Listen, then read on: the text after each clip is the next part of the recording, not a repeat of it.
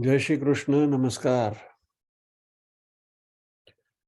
श्रीमद् भगवद गीता के अध्ययन की श्रृंखला में 5वें अध्याय ज्ञान कर्म संन्यास योग के आज के सत्र में सभी का स्वागत एवं अभिवादन। ओंकार के नाद के साथ प्रार्थना करेंगे।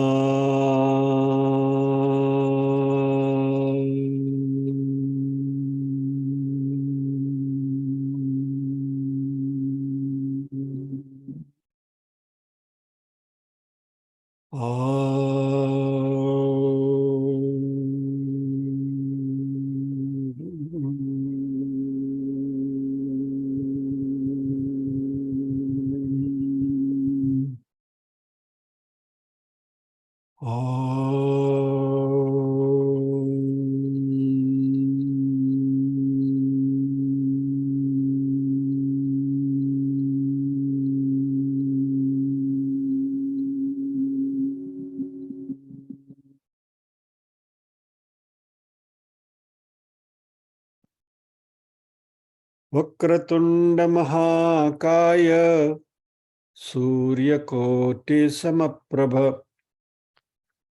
निर्विघ्नं कुरु मे देव सर्वकार्येषु सर्वदा। या कुन्देन्दु तुषारहार धवला या शुभ्रवस्त्रावृता या वीणा वरदण्डमण्डितकरा या श्वेतपद्मासना या ब्रह्माच्युतशङ्कर प्रभृतिभिर्देवैः सदा वन्दिता सा मां पातु सरस्वती भगवती निःशेषजाड्यापहा। वसुदेवसुतं देवं कंसचाणूरमर्दनं देवकी परमानन्दं कृष्णं वन्दे जगद्गुरुम्। ॐ सहना भवतु सहनौ भुनक्तु सह वीर्यं करवावहै तेजस्विनावधितमस्तु मा विद्विषावहै। ॐ शान्ति शान्ति शान्तिः। यत्र योगेश्वर कृष्णो यत्र पार्थो धनुर्धरः तत्र श्रीर्विजयो भूतिर्ध्रुवा नीतिर्मतिर्मम।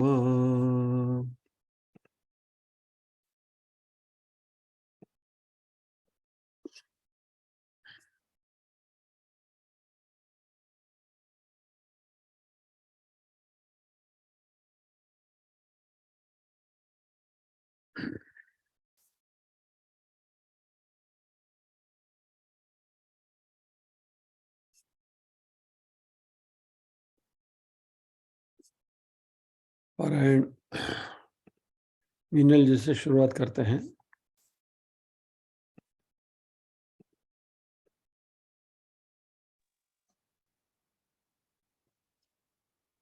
सर 1 से 12 बोलना है मुझे या कैसे पूरा बोलना है? एक से 12। 1 से 12 जी। 1 मिनट।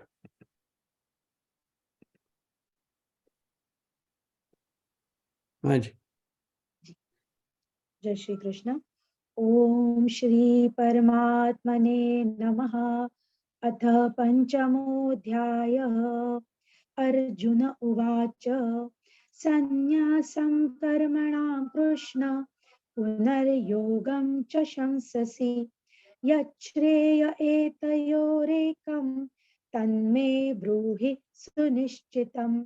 श्रीभगवानुवाच संन्यास कर्मयोगश्च निःश्रेयसकरावुभौ तयोस्तु कर्म संन्यासात् कर्मयोगो विशिष्यते ज्ञेयस नित्य सन्यासी यो न द्वेष्टि न काङ्क्षति निर्द्वन्द्वो हि महाबाहो सुखं बन्धात् प्रमुच्यते सांख्ययोगौ पृथक् बालः प्रवदन्ति न पण्डिताः एकमप्यास्थितः सम्यक् गुभयोर्विन्दते फलम् यत्साङ्ख्यै प्राप्यते स्थानं तद्योगैरपि गम्यते एकं साङ्ख्यं च योगं च यः पश्यति स पश्यति संन्यासस्तु महाबाहो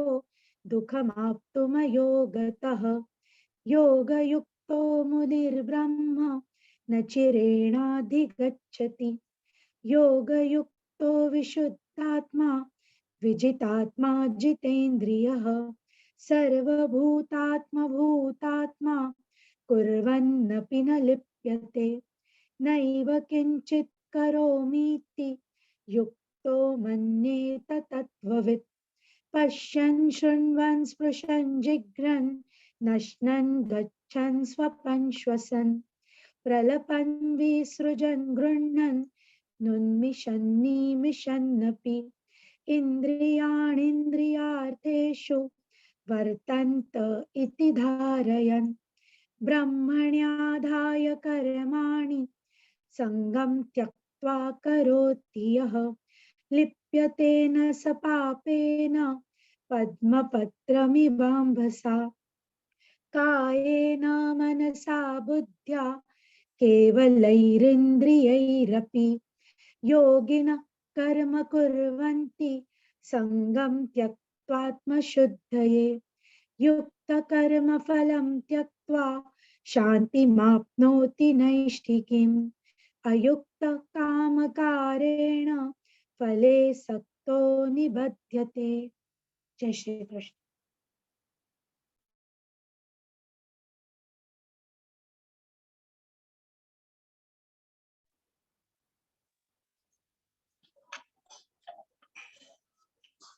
सर्वकर्माणि मनसा संन्यस्यास्ते सुखं वशी नवद्वारे पुरे देहि नैव कुर्वन्न कारयन् न कर्तृत्वं न कर्माणि लोकस्य सृजति प्रभुः न कर्मफल संयोगं स्वभावस्तु प्रवर्तते नादत्ते कस्यचित् पापं न चैव सुकृतं विभुः अज्ञानेनावृतं ज्ञानं तेन मुह्यन्ति जन्तवः ज्ञानेन तु तदज्ञानम् येषान्नाशितमात्मनः तेषामादित्यवज्ञानं प्रकाशयति तत्परम्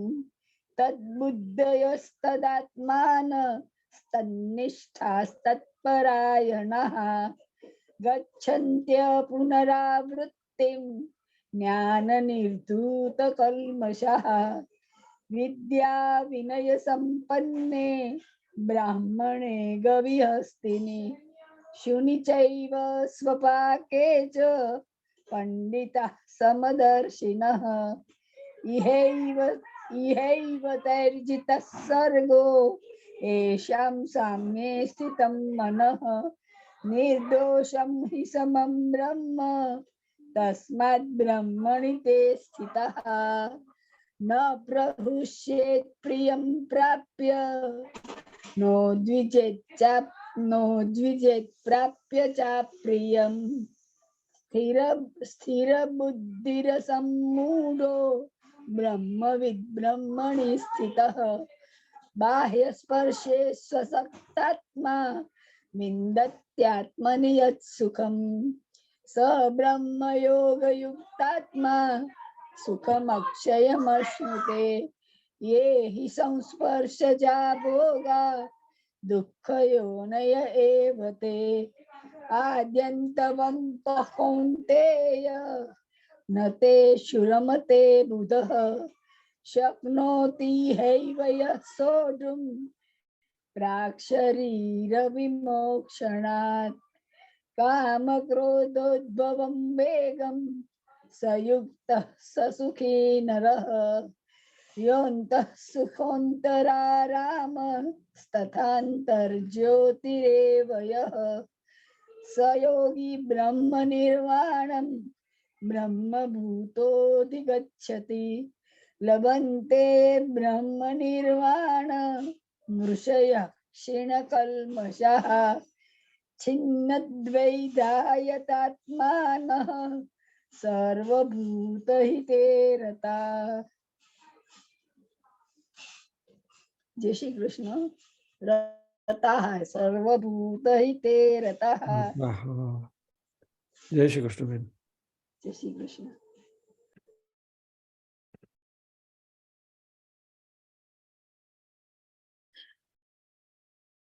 लभन्ते ब्रह्म निर्वाणम ऋषयः क्षीणकल्मषाः छिन्नद्वैधायतात्मानः सर्वभूतहिते रताः।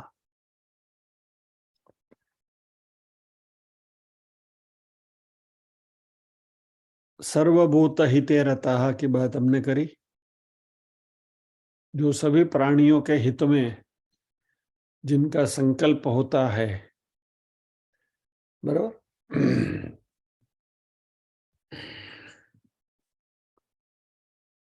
फिर क्षीण कल्मषाः, जिनके सभी पापों का क्षय हो गया है, वैसे यतात्मानः, जो सतत प्रयत्नशील हैं,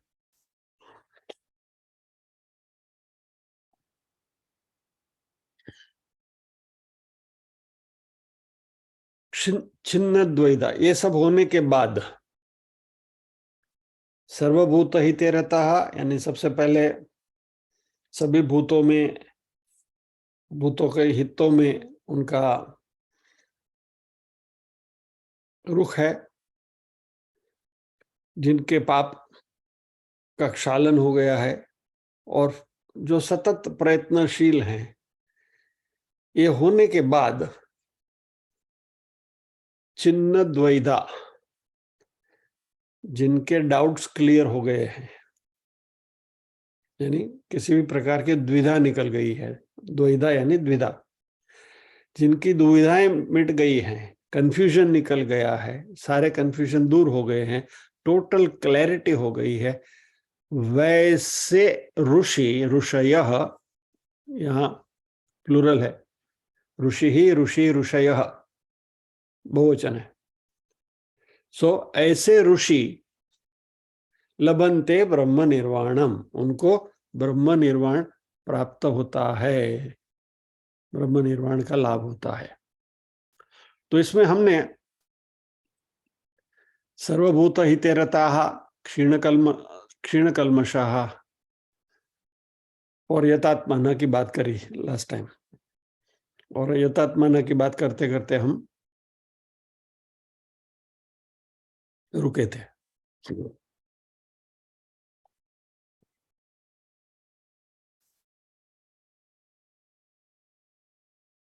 और एग्जाम्पल के तौर पर हमने स्वामी श्री चिन्मयानंद जी की जीवनी के बारे में थोड़ी चर्चा करी थी। यथात्मानः तद्विद्धि प्रणिपातेन परिप्रश्नेन सेवया,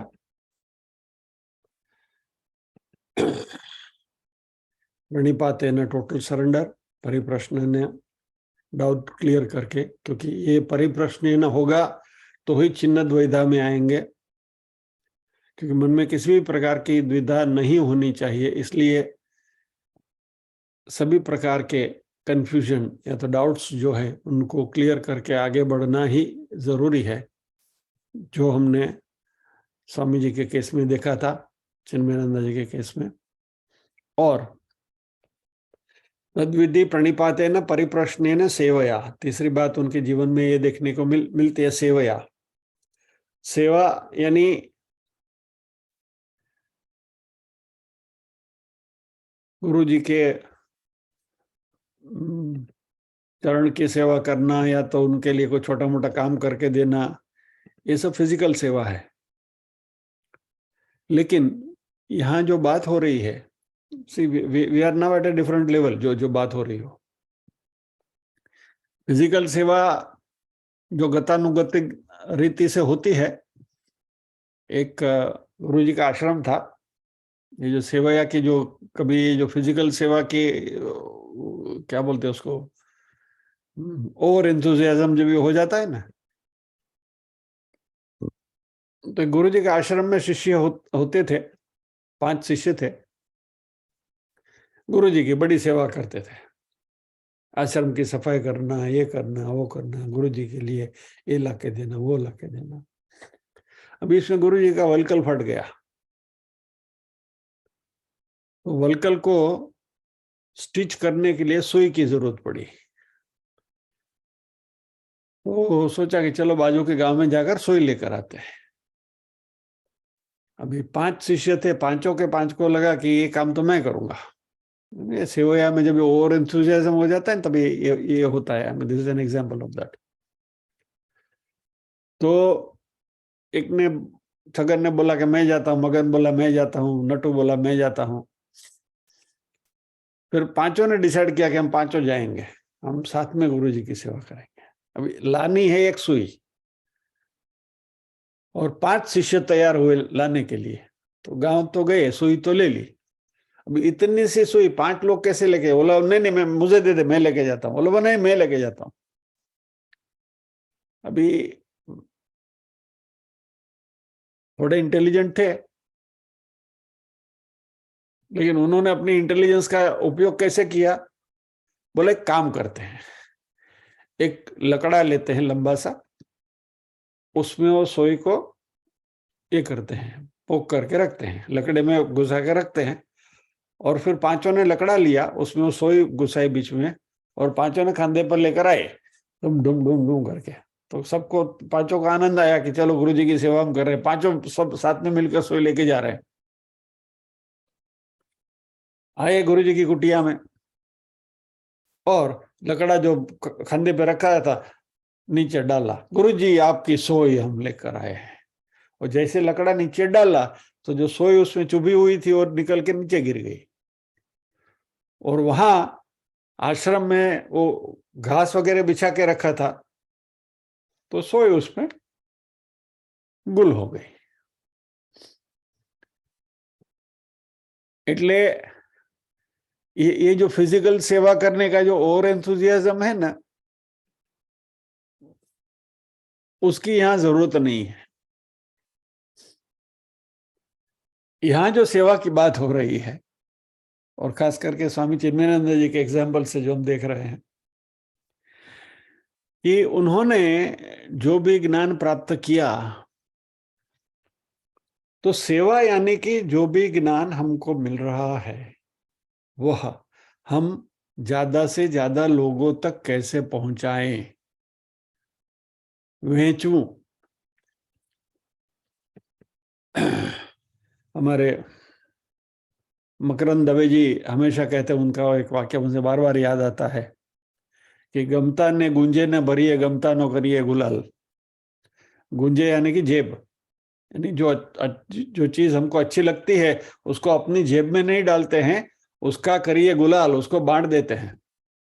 तो ऐसे ही जो भी ज्ञान हम प्राप्त करते हैं, वो ज्ञान ज्यादा से ज्यादा लोगों तक कैसे पहुंचे, इसके लिए हमें कार्यरत रहना चाहिए, जो स्वामी चिन्मयानंद जी ने अपने जीवन काल में बताया। जो भी विद्या उन्होंने अर्जित करी, फिर बाद में उन्होंने इतनी बड़ी प्रवृत्ति शुरू कर दी कि लाखों लोगों तक वो बात पहुंची।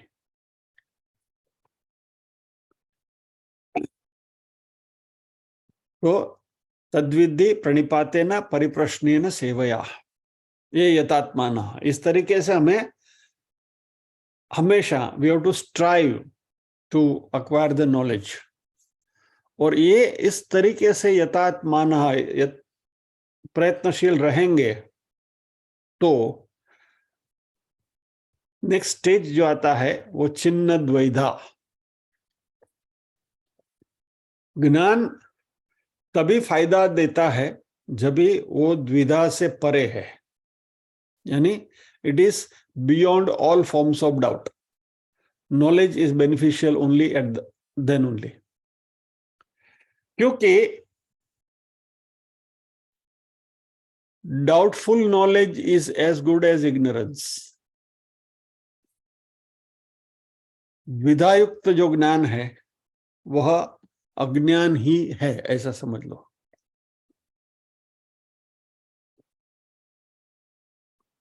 और इसलिए ज्ञान प्राप्ति तब तक संपूर्ण नहीं होती जब तक मन में जितने भी डाउट्स है वो क्लियर ना हो गए हो. और जब भी डाउट्स क्लियर हो जाते हैं तो फिर it results into A firm conviction. इससे हमारी बिलीफ बढ़ती है, श्रद्धा बढ़ती है. डाउट का श्रद्धा में परिवर्तित हो जाना, यानी वो श्रद्धा इतनी बलवत्तर होनी चाहिए कि उसमें जरा सा भी कहीं भी ये ना हो, शंका ना हो. दिस इज कन्विक्शन, यानी इसको कहते हैं निश्चय ज्ञानम, फर्म कन्विक्शन. और ये जो हमारा ज्ञान है, नॉलेज जो है, it should get converted into wisdom. Knowledge का विजडम में कन्वर्जन होना है. यानी इंफॉर्मेशन जो हमें मिलती है by way of knowledge, again we are coming back to the same 3 stages of this thing, श्रवण, मनन और निधिध्यासन. श्रवण करते हैं, उसके ऊपर मनन करते हुए मन में जो भी कोई डाउट्स हैं वो सारे डाउट्स क्लियर कर लेते हैं, तो छिन्न द्वैधा हो गए. अभी छिन्न द्वैधा तो हुए, कन्विक्शन तो हुआ कि हाँ भाई ये सही है. That should get converted into practice, that is निधिध्यासन. यानी जो भी हम मानते हैं, जो पहले जानते हैं फिर बाद में मानते हैं, और वो जो मानते हैं वो समय आने पर उसका हमें उपयोग करना, उस समय पर सूझना चाहिए. It should occur to us at that time, नहीं तो उसका कोई फायदा नहीं है. अदरवाइज इट इज लाइक, मान लीजिए कि आपने किसी ग्रंथ का अध्ययन किया, एक उपनिषद का आपने अध्ययन कर लिया, चलिए मांडूक्य उपनिषद है तो ईशावास्य उपनिषद, किताब ले ली, पढ़ ली, और आपकी बुद्धिमत्ता भी बहुत अच्छी है, आईक्यू लेवल भी काफी अच्छा है, तो जैसे आपने पढ़ लिया आपको सब समझ में आ गया, मजा आ गया. लेकिन ईशावास्यम इदम सर्वम यत्किंचित् जगत्यान जगत तेन त्यक्तेन भुंजिता मागृत कस्य सिद्धनम, हमने पढ़ तो लिया, उसका अर्थ भी समझ में आ गया, लेकिन जीवन में कभी ऐसी परिस्थिति आई और इकट्ठा करने की वृत्ति हुई तो तभी वो मागृत कस्य सिद्धनम याद रहना चाहिए क्या? नहीं तो फिर वो पढ़ के कोई फायदा नहीं है. इसका अर्थ क्या हो गया? किताब जो आपने अलमारी में रखी थी वो आपके दिमाग में आ गई, that's it. The place of storage has changed. वहां स्टोर किया था, अभी दिमाग में स्टोर हो गया. That doesn't make any sense. यानी पहले नॉलेज यानी श्रवण, फिर मनन, अच्छी तरह से समझना, उसको आत्मसात करना, छिन्न द्वैधा, बियॉन्ड डाउट, क्लैरिटी के साथ वो बात समझ में आनी चाहिए. और जो समझी हुई बात है वह हमारे जीवन में जब ये क्षण उपस्थित होती है उस क्षण पे हमें याद आनी चाहिए और हमारा आचरण में आनी चाहिए. ये कन्वर्टिंग नॉलेज इनटू विजडम वाली बात है, और जिसको हम निधिध्यासन कहते हैं. सो श्रवण, मनन और निधिध्यासन, ये तीनों जिसका हो गया वह छिन्न द्वैधा है.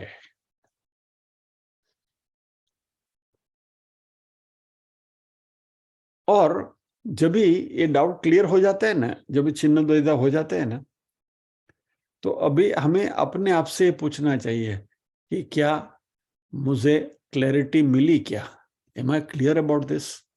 अपने आप आपको पता चल जाएगा. सी,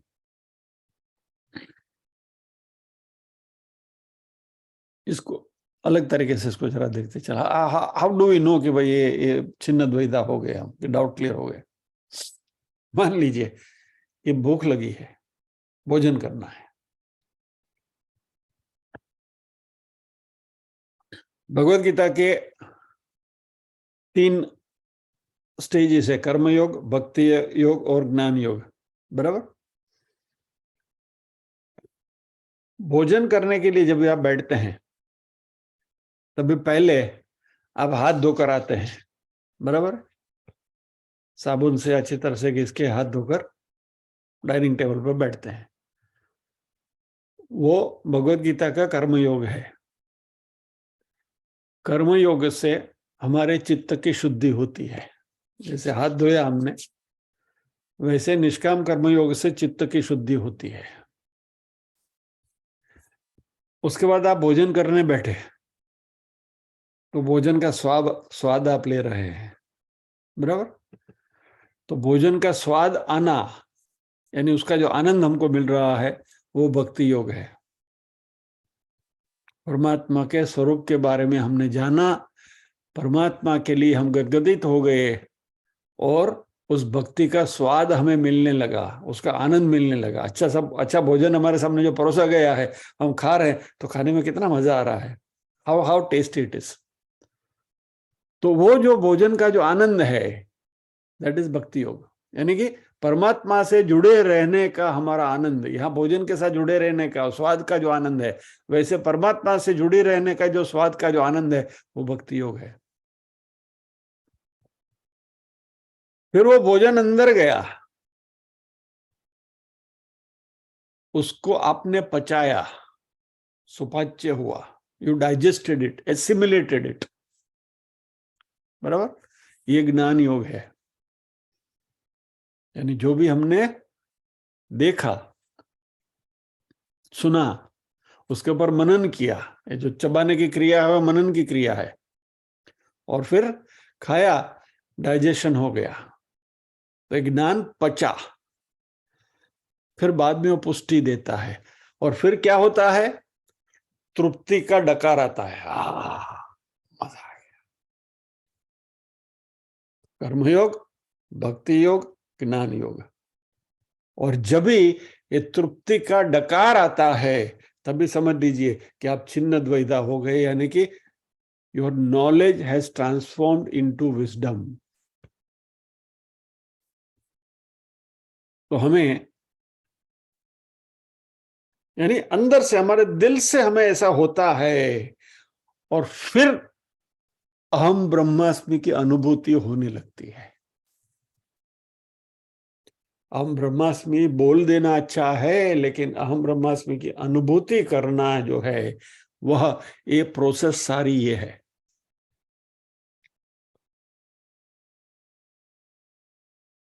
क्योंकि वेदांत जो है, आप कहीं भी जाकर सीखो, किसी से भी सीखो, एक बात बिल्कुल स्पष्टता से समझ लें, in any form you learn it, from wherever you learn it, the central theme is जीव, जगत और जगदीश्वर का ऐक्य। बस ये वेदांत है। इसको यदि हम अच्छी तरह से समझने लगे, तो ये बात धीरे धीरे समझ में आएगी। अभी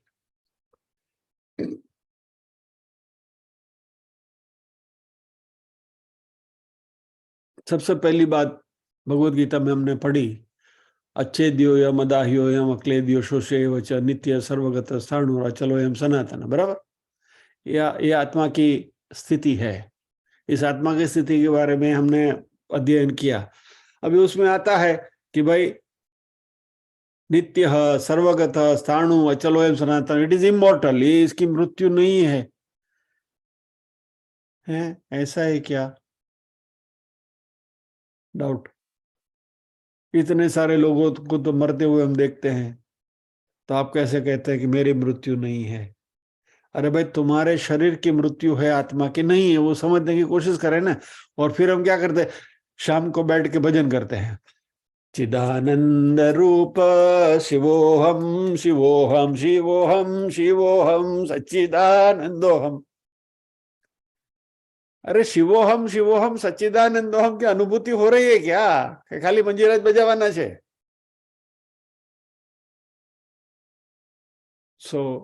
ये जब ज्ञान सुपाच्य होगा तब ये शिवोहम सच्चिदानंदोहम जो है कि मैं शिव हूं, मैं सच्चित सच्चित और आनंद हूं, ये बात समझ में आएगी, तभी ये बात बनेगी। तभी हम कहेंगे सच्चिदानंदोहम, मैं सच्चित आनंद हूं। तो आनंद तो नहीं मिलता है क्या मुझे? तो करेले की सब्जी खाता हूं तो कड़वा लगता है, तो अभी उसमें आनंद कहाँ आया? और आई एम 24/7 आनंद की स्थिति में हूं। यानी इस बात की अनुभूति होनी चाहिए। वेदांत कहता रहता है कि जिस ईश्वर की तुम आराधना करते हो वह तुमसे अलग नहीं है।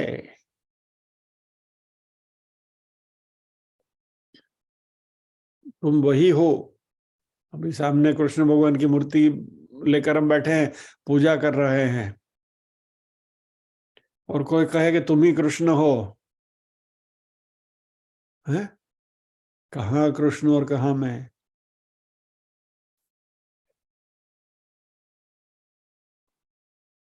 फिर वेदांत कहता है कि ये जगत जो है, जहां हम रोज बरोज का व्यवहार करते हैं, जो सामने दिखता है, ये तो सब मिथ्या है। सत्य तो तुम हो। The world that we are experiencing on a day-to-day basis is less real than yourself. You are more real. क्योंकि हम ही आत्मा है, हम ही परमात्मा है, उसका स्वरूप है, ब्रह्म है। तो जगत तो मिथ्या है। तो ये क्या बातें समझ में आएगी? यानी हम अमर हैं या तो इमोर्टल हैं, या तो जिस ईश्वर की हम आराधना करते हैं हम वही हैं। ये जगत जिसमें हम रहते हैं उससे ज्यादा रियल मैं हूं, जगत तो मिथ्या है।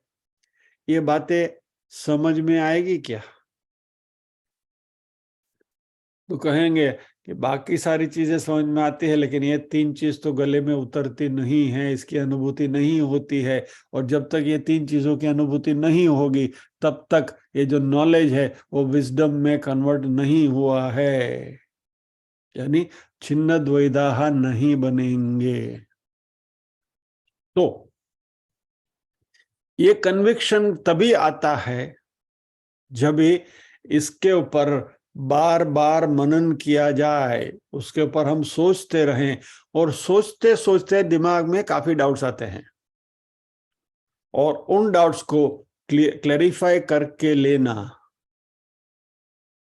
Questions and answers. इसलिए भगवान ने खास भगवत गीता में वो जो 4/24 इज वेरी इंपॉर्टेंट श्लोक, तद्विद्धि प्रणिपातेन परिप्रश्नेन सेवया, स्पेसिफिकली भगवान ने कहा है कि प्रश्न तो आएंगे ही दिमाग में और उसको क्लैरिफाई करो। इसलिए भगवान ने छिन्न द्वैधा शब्द का प्रयोग किया है।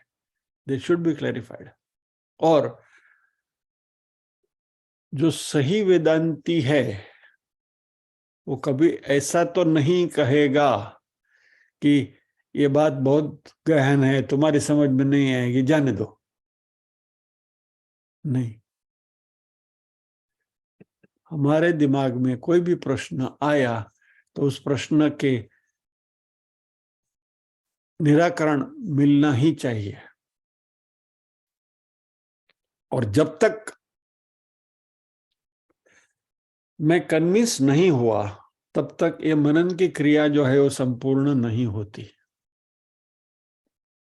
तो ज्ञान को प्राप्त करना श्रवण, डाउट को क्लैरिफाई करना मनन, और जब भी सारे डाउट्स क्लियर हो गए, छिन्न द्वैत हो गए, संशय रहित हो गए, तो मुझे उसका कन्विक्शन हुआ और हमें दूसरों को कन्विंस करने की कोई जरूरत नहीं है। ये कन्विक्शन हमारा अपना खुद का होना चाहिए। We should be honest to ourselves कि मुझे जमता है क्या, does it appeal to me. और इसलिए परमात्मा ने ये जो मनुष्य देह दे के रखा है उसका हमें पूरा पूरा फायदा लेना है।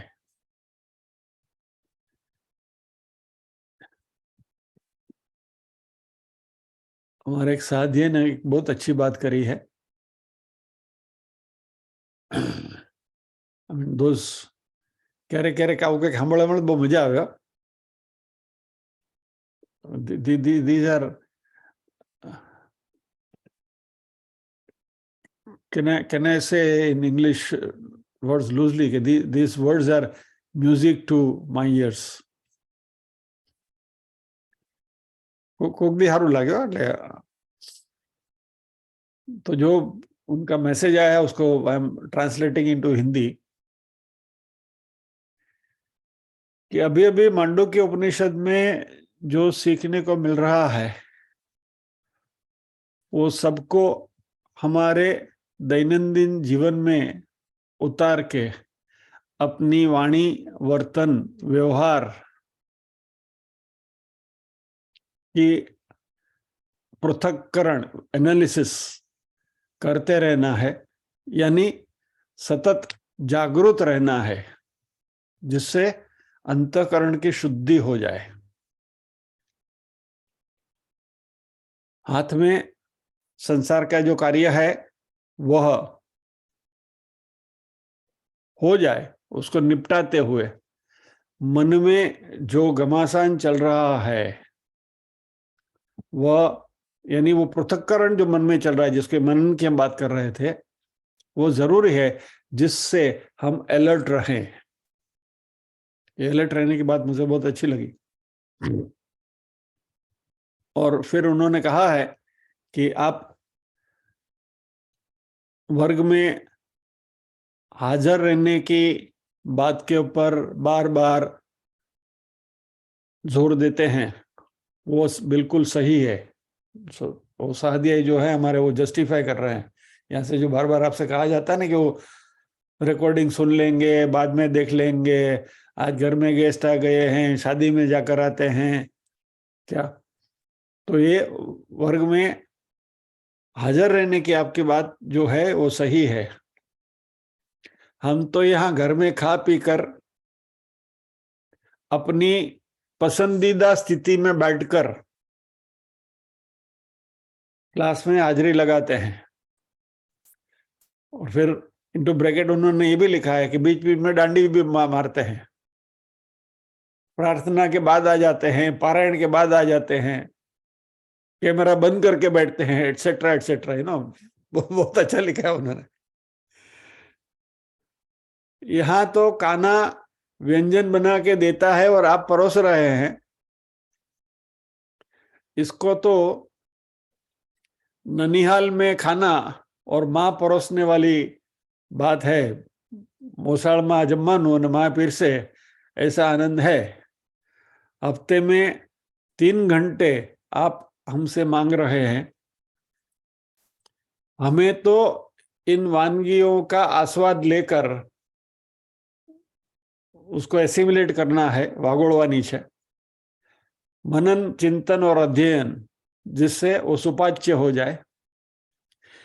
इसमें भी हम आलसी होते हैं, आलस करते हैं। In that also we procrastinate, आलस करते हैं।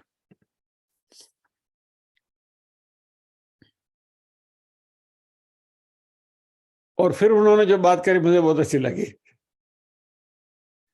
यदि हम यहां नहीं सीखेंगे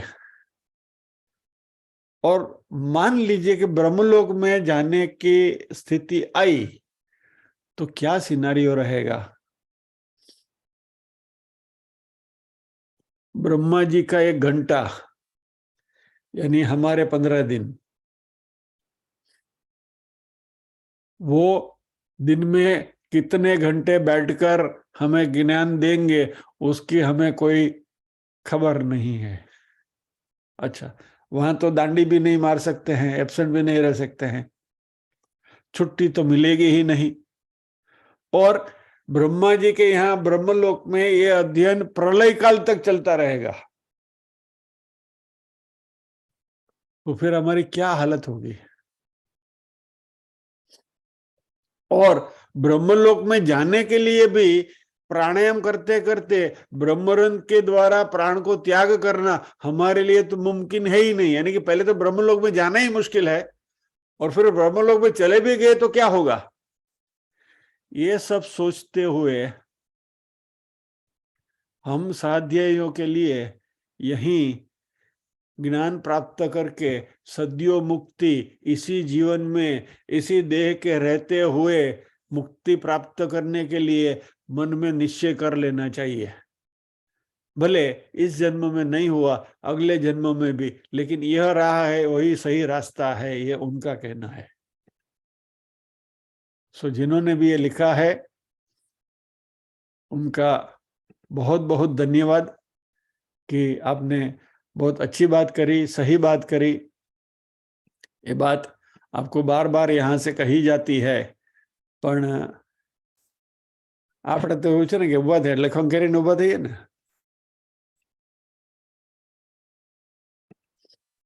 हमारे दिलीप भाई भी कहते हैं ना कि भाई 1 घंटा हमने कान्हा को देके रखा है क्या।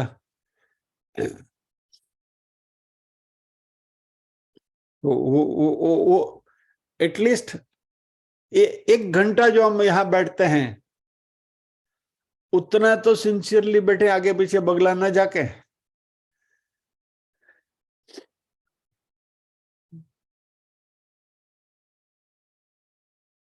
थोड़ा एक निश्चय कर लें कि मैं जैसे आपके मित्र वर्ग सगे संबंधी के बारे में बताता हूं कि भाई सबसे कह के रखिए कि भाई 8 से 9 के बीच में मैं अवेलेबल नहीं हूं। ये बात घर वालों से भी कह के रखिए कि भाई 8 से 9 मेरा क्लास है, I am not suppose to be disturbed. Heavens are not going to fall, ऊपर से आकाश गिरने वाला नहीं है 1 घंटे में, लेकिन 8 से 9 के बीच में मुझे डिस्टर्ब मत करिएगा। यह डिसिप्लिन सबसे पहले तो हमें लानी है, बराबर। जब तक मान लीजिए कि हम फिजिकली कहीं किसी क्लास में जाकर बैठकर मिलते तो 1 घंटा वहां तो बैठते थे कि नहीं। कुर्सी माड़ी को जमीन बेसो ने પછી ન્યા શું થાય, ઘરવાળો જે થવાનું એ થાય, પછી ખબર ન પડે ઘરમાં શું થાય છે। वहां जाके 1 घंटा है तो बैठेंगे, लेकिन यहाँ सामने बैठना है तो फिर डिस्ट्रैक्शंस आते रहते हैं। इसके बारे में हम अपने आप को थोड़ी सख्ती से नहीं करते हैं। ये सब इसलिए कहा जा रहा है कि ये कंसंट्रेशन, ये अनुभूति जरूरी है। ओके,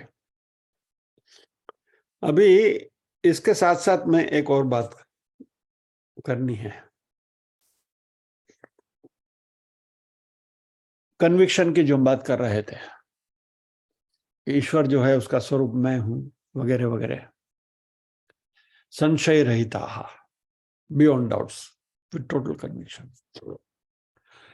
भक्ति सारी पण वेवली भक्ति नहीं सारी। इस बात को जरा समझ लीजिए प्लीज, बहुत इंसिस्टेंस के साथ में कह रहा हूं। अभी अभी व्हाट्सएप में हमारे ग्रुप में एक मैसेज आया था, कोई एक माँ जी थे,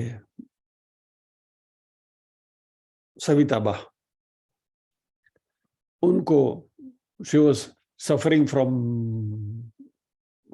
उनके पैर जकड़ गए थे और आर्थराइटिस हुआ था, तो चल फिर नहीं सकती थी। और कोई संघ जा रहा था गिरिराज की परिक्रमा के लिए, और फिर वहां से श्रीनाथ जी के दर्शन करने थे वगैरह वगैरह, ऐसा कुछ बहुत सारी चीजें, भगवान का दर्शन, बांके बिहारी जी के दर्शन करने थे वैसे। तो संघ जो है वो संघ वाले वो माँ जी के पास गए, तो माँ जी बोले मैं तो नहीं आ सकती, मेरे तो पैर चलते नहीं हैं, ये है वो है। तो संघ वालों ने जो युवा लड़के थे, बच्चे थे, उन्होंने उनसे कहा कि चलिए हम आपकी देखभाल करेंगे, आप चलिए हमारे साथ। तो सब उनको साथ में लेकर गए, उनकी अच्छी देखभाल करी और गिरिराज की परिक्रमा भी उन्होंने करवाई। लेकिन फिर बांके बिहारी जी के दर्शन करने के लिए सब चले गए, लेकिन माँ जी बेचारी अकेली बैठी रही, चल फिर नहीं सकती थी। तो बैठे बैठे सोच रही थी कि मैं कैसे दर्शन करूंगी। सॉरी, इसमें वो मैसेज में नाथद्वारा श्रीनाथ जी की बात उन्होंने करी है। श्रीनाथ जी बाबा का दर्शन करना है और मैं चल फिर नहीं सकती, कैसे जाऊंगी। तो बैठे बैठे सोच रही थी मन में, और इतने में एक झापटिया आया। श्रीनाथ जी में झापटिया होते हैं ना, जो गए हैं उनको मालूम है, गिरिराज धरण की जय, धड़ धड़ धड़ धड़ धड़ धड़। तो वहां झापटिया झापट लगाते हैं जल्दी जल्दी निकालने के लिए। तो बोला ऐसा एक झापटिया आया और उसने माँ जी को अपने कंधे पर बिठाया और श्रीनाथ जी के दर्शन करवाए। तो वहां फिर वो जो मैसेज लिखने वाले ने जरा उसमें भक्ति को घोला। भगवान से रहा नहीं गया, तो उनकी जो भक्त हैं उनको दर्शन कराने के लिए भगवान ने झापटिया का रूप धारण करके माँ जी को अपने कंधे पर बिठा के श्रीनाथ जी का दर्शन करवाया। और फिर जो वहां जो ये सब सारा संघ के जो लोग थे, उनको अचंबा हो गया कि माँ जी का दर्शन कैसे हो गया, ये झापटिया कैसे आ गया। फिर हमने इंक्वायरी करी और पूछी, पता किया, तो झापटिया बोले नहीं, हमारे में से तो कोई नहीं गया था, हम हमारा जो काम है वो छोड़ के थोड़ा जाएंगे, we are not allowed to. तो झापटिया कहाँ से आया? श्रीनाथ जी झापटिया का रूप धारण करके माँ जी को दर्शन करा के आए। Absolute nonsense. भगवान हाव रेडो नहीं पड़ो। इस बात को समझ में बहुत शक्ति के साथ ये बात मैं कह रहा हूं। हमारे इष्ट देव इतने सस्ते तो नहीं है।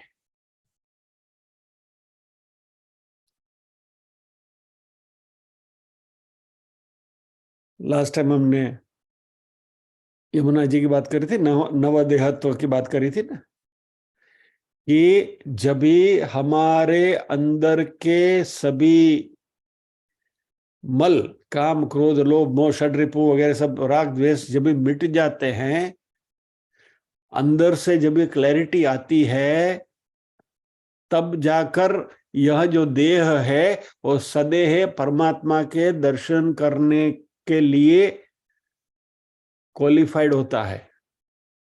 भगवान ऐसे वैसे को नहीं छूते हैं। ઝાપટીઓ થઈને ભગવાન આવીને ડોહીને ખંભે બેહાડીને લઈ જાય, વાતમાં માલ નથી। ऐसे चमत्कारों में विश्वास मत करना। मेहरबानी करके ऐसे मैसेजेस आए तो उनको फॉरवर्ड मत करना। एटलीस्ट हमारे भगवत गीता के यहाँ जितने लोग बैठे उनसे मैं हाथ जोड़ के प्रार्थना करता हूं, ये श्रद्धा नहीं है, आप वेवली श्रद्धा है।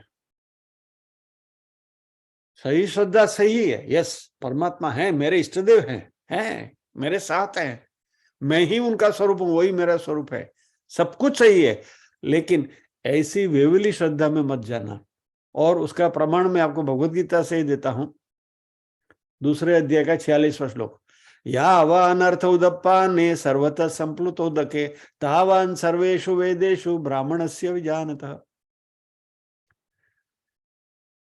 जब भी परमात्मा का स्वयं दर्शन होता है, परमात्मा स्वयं यदि आपको झापटिया के रूप में उठाकर दर्शन कराने के लिए आते हैं, तो फिर वो छवि का, मूर्ति का दर्शन करने की आप में कोई जिजीविषा रहेगी ही नहीं। यू आर फुल, आप स्वयं परमात्मा का स्वरूप हो गए। फिर वहां कौन सी दर्शन करने की इच्छा, क्या दर्शन, किसके दर्शन? मैं स्वयं भगवान हूं, मैं ही उनका स्वरूप हूं। यह बात जब भी आएगी तब जाकर ये छिन्न द्वैधा वाली बात बनेगी। यथात्मान छिन्न द्वैधा। मेहरबानी करके आ वेवली भक्ति में पड़ता नहीं। भक्ति करी, भक्ति का तो मैं पुष्टि करता हूं, बहुत आनंद आता है, इट्स रियली नाइस।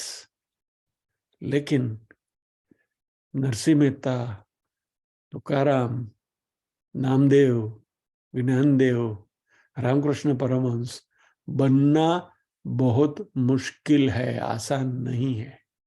उनके जीवन में जो भी हमें चमत्कार दिखते हैं वो चमत्कार नहीं है, वो उनकी क्वालिफिकेशन है। उन्होंने अपने आप को इस लेवल तक तपाकर सबलाइम किया है, परमात्मा के साथ जुड़े हुए हैं, वो योगी हैं। और तब जाकर ये बात बनती है, भगवान तुम्हारा हाथ थामता है, परमात्मा तुम्हारा हाथ पकड़ता है। परमात्मा का हाथ पकड़ना कोई अहरे गहरे नथु गहरे की लायकात नहीं है। तो ऐसे चमत्कारों में पड़ते हुए भगवान तुम्हारू ध्यान रखसे ने આવી जैसे नाम ने तुमने ये धंधा मत करना। उसके लिए अपने आप को क्वालिफाई करने की कोशिश करते रहना ये जरूरी है। और ये जो छिन्न द्वैधा है, उसके बाद का जो स्टेज है वह ऋषयः, क्योंकि ये सब करने के लिए साधना की जरूरत है।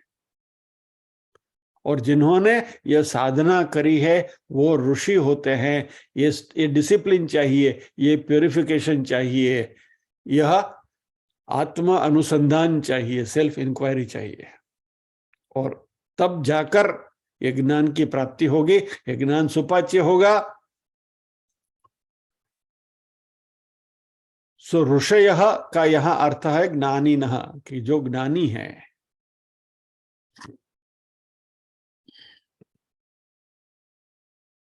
ऋषि शब्द जो है, ऋषति आत्मतत्वम जानाति सह ऋषि ही, ऐसे उसकी डेफिनेशन है। जो आत्म तत्व को जो जानता है वह ऋषि है। और ये ऋषि शब्द के दो अर्थ हैं।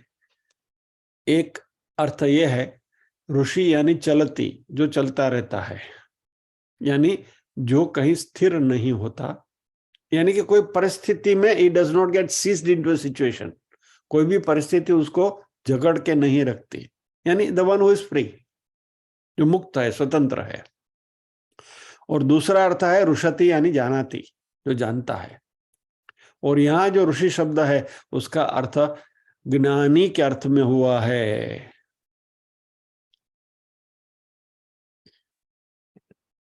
तो मात्र दाढ़ी रखी है, ऐसा परिवेश धारण किया है, वो ऋषि नहीं है।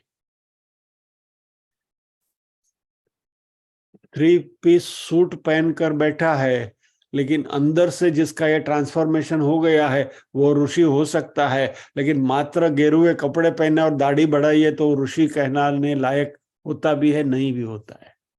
यानी ऋषि की qualification is internal qualification, not external look. और यदि दाढ़ी बनाने से ही ऋषि हो सकते हैं तो इस जगत की एक भी महिला ऋषि नहीं होगी। फिर वो गार्गी वगैरह जो है वो ऋषि नहीं कहलाएंगे। तो women are disqualified from becoming ऋषि, ऐसा नहीं है। यानी दाढ़ी बनाने से या तो गेरुआ कपड़े पहनने से ऋषि नहीं बनते हैं, यूनिफॉर्म बदलने से ऋषि नहीं बनते हैं। ऋषि बनने के लिए इंटरनल ट्रांसफॉर्मेशन होना जरूरी है, अपने आप को अंदर से बदलना होना जरूरी है। तो इस तरीके से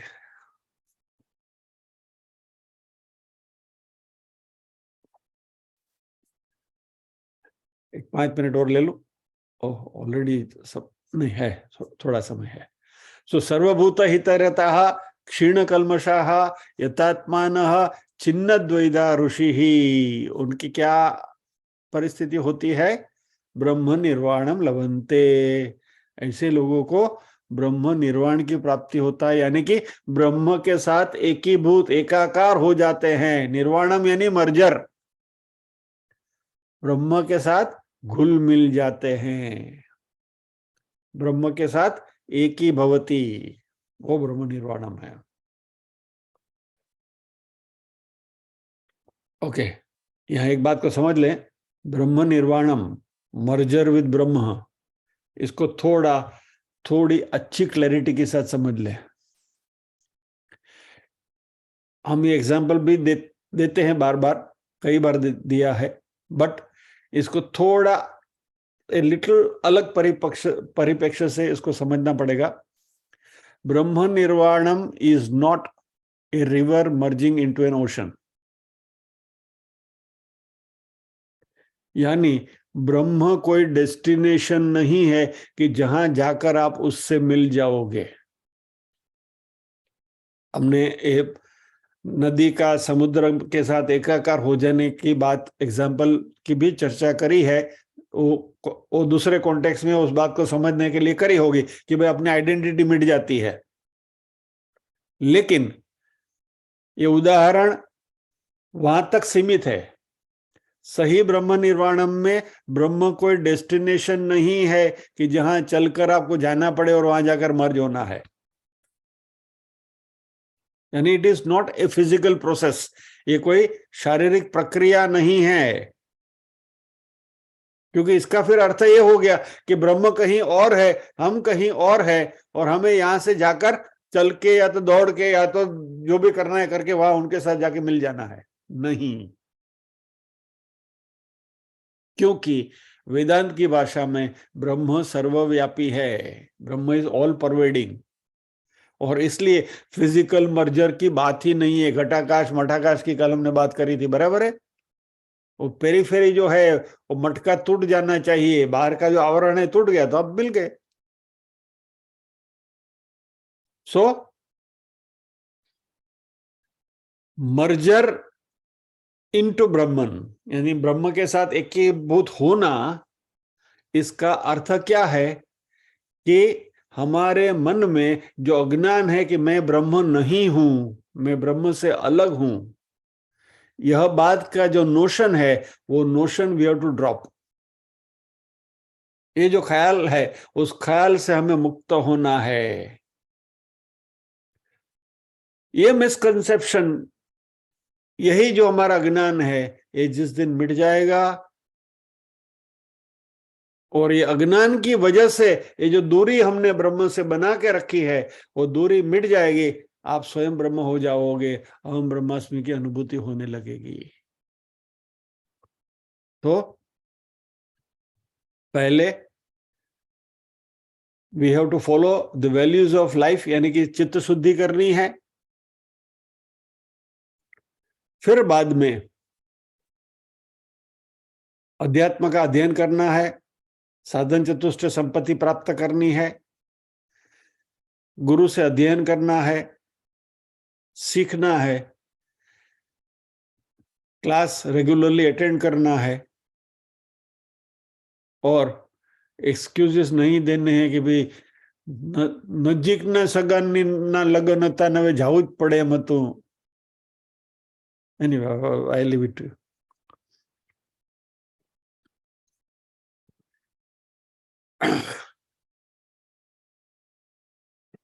एक बहुत अच्छा सुभाषित है जो आपके साथ शेयर करता हूं।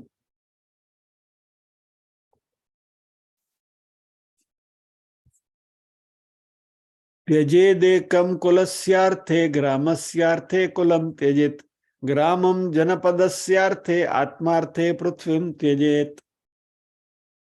त्यजेत एकम कुलस्यार्थे, कुल को बचाने के लिए किसी एक को सेक्रिफाइस कर सकते हैं, एक का त्याग करो।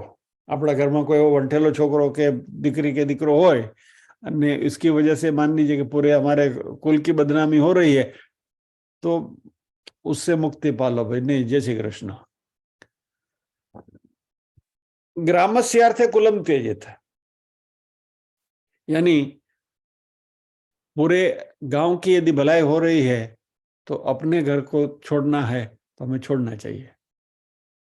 ग्रामम जनपदस्यार्थे, जनपद यानी नेशन और जो भी आप कहो, उसके लिए गांव छोड़ना पड़े तो छोड़ना चाहिए। और आत्मार्थे पृथ्वी त्यजेत, आत्मज्ञान की प्राप्ति करने के लिए तो ये पृथ्वी का भी त्याग करना पड़े तो छोड़ने की तैयारी होनी चाहिए।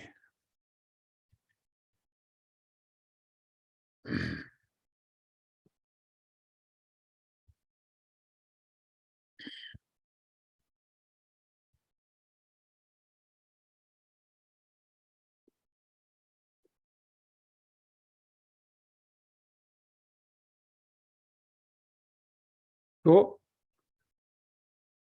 ज्ञान की प्राप्ति, फिर कन्विक्शन यानी कि अनुभूति, और फाइनल स्टेजेस ब्रह्म के साथ एकीकरण यानी अहम ब्रह्मास्मि। यह स्टेजेस हैं, इससे हम गुजरते हैं और इसी की बात इस श्लोक में भगवान ने करी।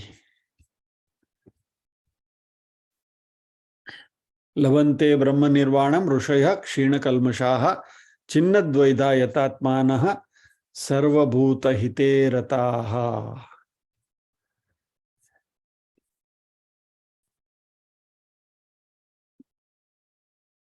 ये सब हो जाने के बाद बस ब्रह्म हो गए।